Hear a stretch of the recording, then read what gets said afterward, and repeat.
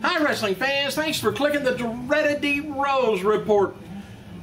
The word for this weekend around here in the States is stay hydrated. It'll be a hot one. Memorial Day here, by the way, you guys out of the country.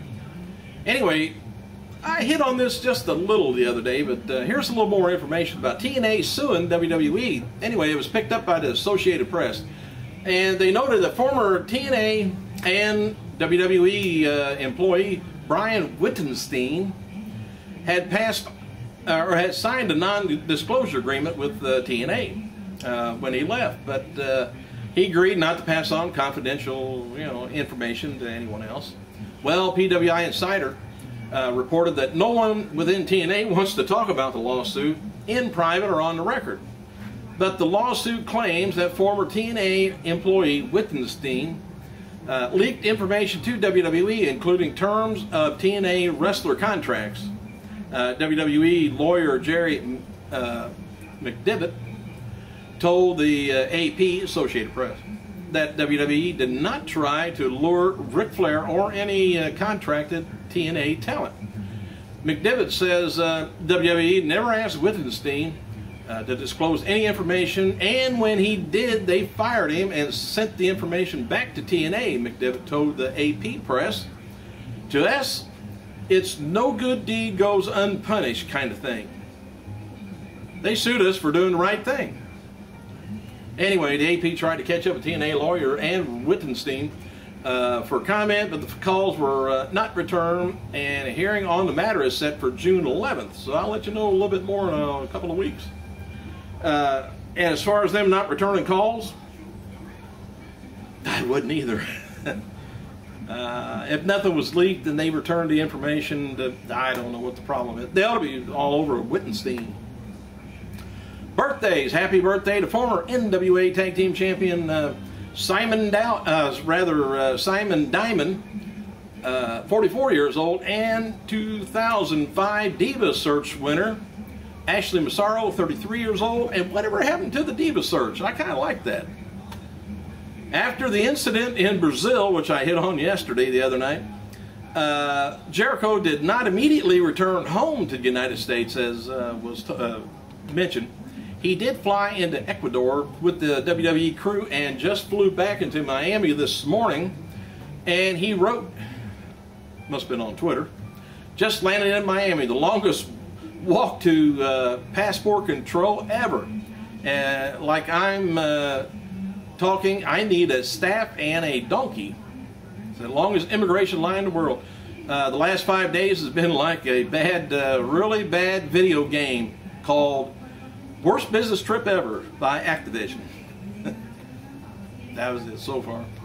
TNA Insider, PWI Insider backs up TMZ's report that WWE officials did not know of Chris Jericho kicking the Brazilian flag before it happened. The incident was just something improvised by Jericho on the spot to draw heat. Now, we've done that for years with the Canadian flag.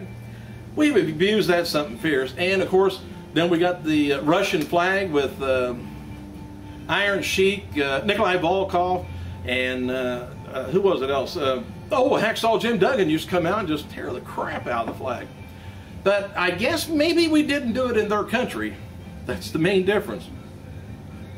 Okay, get off of that soapbox now. Former WWE star Zach Gowen, remember him? He's got a lean-to at his house. I don't know if you knew that or not. Anyway, he's working as a stuntman on a new horror movie, Hatchet, from Aeroscope Pictures. Hatchet. Wonder what they're going to do with the Hatchet. WWE Hall of Famer Jim Ross has high praise for Daniel Bryan on Twitter. He wrote, arguably, WWE Daniel Bryan is the most compelling wrestler in WWE today, and no one in WWE wrestles more completely skilled. He says, that's my opinion. Oh, Vickie Guerrero. Hey, if you get on my website, I got a picture of Vickie's daughter on there, by the way, wrestling down FCW. You would not believe how she looks and dresses. Whew. Anyway, Vickie is off the road because she's sick with stomach flu. Oh, God, I don't need to know that. Don't tell me about that stuff. She says, "Hi everyone, sorry I haven't responded. Stomach flu has me in bed for 2 days. This sucks, I'm tired of being sick." Duh. And if you got stomach flu, I hope you're not in bed for 2 days straight. Ooh, be nasty. Anyway, the man who Ryback squashed, hopefully you seen SmackDown last night. That was impressive what old Ryback did. Anyway, the two men that Ryback squashed on, and that's, they really did. On last night's WWE SmackDown, they were former NWA Smoky Mountain Empire champion, the Real Deal Chase Owens, and former Ring of Honor star Ricky Reyes. Now, if you get on WWE's website, they've ranked about the top all-time masters of the mic on their website, and the listing is, well, they got 1 through 25. I'll give you the bottom 5 and then the top 5. Don't know whether you're going to disagree or agree with it, but nah, I don't really agree. The bottom at 25 is Captain Lou Albano. That sucker was magnificent on a mic. Then you got Rick Rude, Santino Marella, Ted DiBiase Sr., and The Miz and Jesse Ventura at 20. Now the top 5, well, number 5 is Chris Jericho, 4 is Ric Flair, 3 is The Rock, number 2 is Roddy Piper, and number 1, Steve Austin. I would have put Flair or The Rock in front of Austin, but I mean, he's good, but oh well. Let me know what you think. All right, South Wales Evening Post has an article up stating that a Welch wrestler, Stevie Carr, has been offered a developmental contract with WWE. He's going to be moving to Florida, depending on his medical and physical, whether he passes their test. WWE's upcoming No Way Out pay-per-view will be called No Escape in Germany next month, because Germany already ran a No Way Out pay-per-view earlier in the year. February's Elimination Chamber pay-per-view was marketed as No Way Out in Germany due to restrictions on Chamber name due to national history, World War II, not to mention. Former next odd, you can't say certain words over there. Well, I can't say certain words here either. I better not say it. For next week's live episode of Impact Wrestling, fans will be able to vote on the opponent for TNA television champion, Devon. TNA is going to be revealing 1 challenger per day on their website, and fans will legitimately, I like that, legitimately vote in the opponent. And how are we going to know otherwise? Anyway, independent wrestler star Joey Ryan will be back on Impact next week as a judge in the gut check segment. TNA is experimenting with gut check as a potential spin-off concept down the line.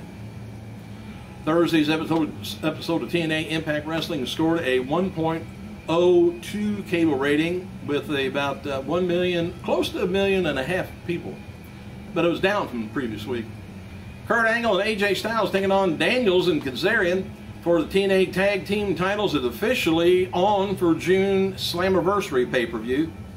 And all of the backstage segments on, didn't know if you noticed any difference or not on Impact. But anyway, all the backstage segments on Thursday's Impact were unscripted, and none of the verbalage, let's say, was given to the talents beforehand. They knew where they were going and basically was told to treat it as a serious situation.